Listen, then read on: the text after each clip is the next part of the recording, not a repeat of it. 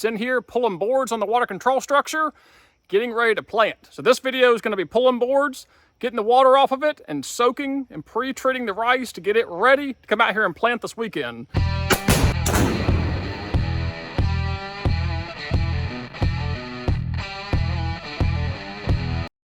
I did not think the beavers had infiltrated my cage, but I'm seeing it pushed up in this corner over here, and sure enough, there's a mud pack up against the board.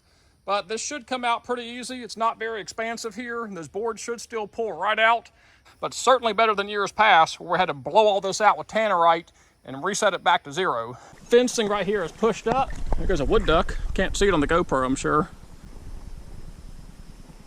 It's always a nice rewarding sight to see the ducks in here as you're starting to get in here and sweat it out and put the work in. This seclusion cage has worked fantastic keeping the beavers off of this control structure, but every now and then they'll find a gap in it, like right here where they pushed up under it, and I can tell he's getting under it right here in this corner. So I just need to go around and button it up again. But if you haven't watched the prior videos, what I like to do for this cage is make a big teardrop shape all the way out and around to give as much surface area as possible for that beaver to have to clog up. So if you just came in here and fenced it off right in front of it, you'd have a really easy time packing up against the fence. Here's a little bit better vantage point of what I'm talking about here. The breach is right here. The fence goes out in a big teardrop shape out and around, giving as much surface area as possible for that beaver to have to clog all that area up instead of one small area right here in front of the breach.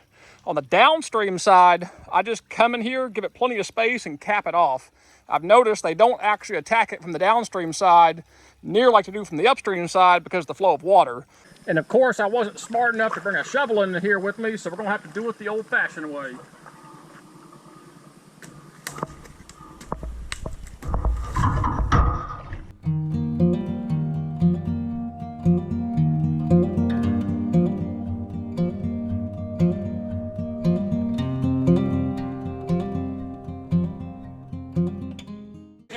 Comes out. It's been in here a year.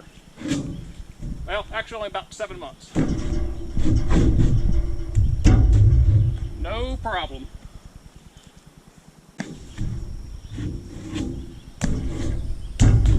Board number 2, no problem. Board number 3, no problem.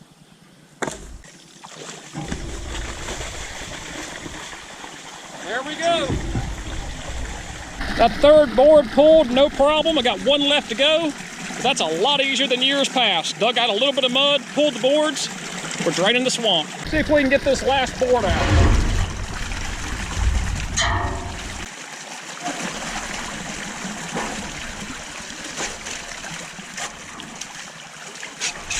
No problem. Man, that is nice. Right here's our concrete footer. I can feel it right here. So our water's only going to drop about another foot in here. But that's all we need to expose plenty of mud. Oh yeah, this is all really soft mud. Should come out no problem. The thing about maintaining these, if you stay on it yearly, this beaver pack doesn't get too bad. You give it 2 to 3 years, the root systems all grow into it, locks up like concrete. And this amount of flow can easily keep up with the creeks that discharge in here, even with the rain we're getting. A little bit more than I had planned to do, but that's all right. That is way better than years past. Swamp's draining, and this will be ready to plant in 2 days easy. Because we've already got, man, 2 foot off here, just from the drought we've had. And once we get this additional foot off of here, everything you see the mud here, that'll extend all the way across this swamp.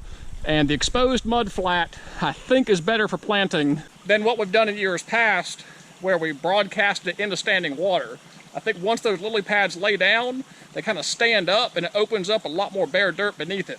I think you can do it either way. You can water seed it standing, or you can drain it, let those lily pads stand up, broadcast it directly onto the mud. So either way should be perfectly fine. We'll be back out here in a couple days.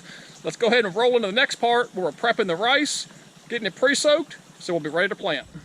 Back here at the house, now it's time for part 2 of this, and this is going to be really difficult, so I want to make sure you pay very, very close attention.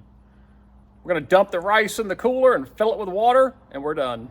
So kidding aside, this part is really easy. I like to pre-soak my rice at least 24 hours before I plant, Pre-soaking the rice does two things. Number one, it waterlogs the rice, so it's going to sink to the bottom of the swamp better. And number two, it's going to help expedite germination. The quicker we can get this rice to germinate, the better off we'll be. So this rice is just an agricultural rice. This is not wild rice. It's an agricultural rice, comes out of Arkansas. The variety is Diamond. There is Rex, R-E-X, there's Diamond. There's a couple different varieties, but at the end of the day, this is just an agricultural rice that we're using here. And one little key trick here is go ahead and put your cooler wherever you're gonna be hauling it to your swamp. If it's on a four-wheeler, go ahead and put it on the back of a four-wheeler. If it's a trailer or a truck, because once you put 100 pounds of rice in here and waterlog it, it gets really heavy.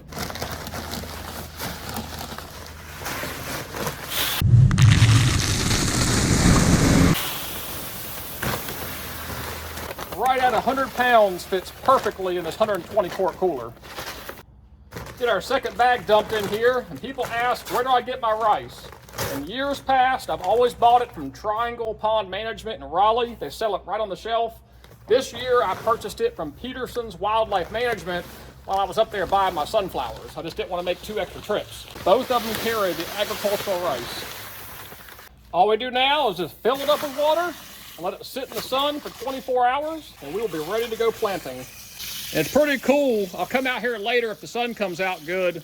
Especially tomorrow, I'll show you. It'll start to get that real fermented smell, and you'll see the bubbles releasing. As you know, rice is used to make a couple different types of liquors, and sake, I believe it is, Japanese kind of liquor.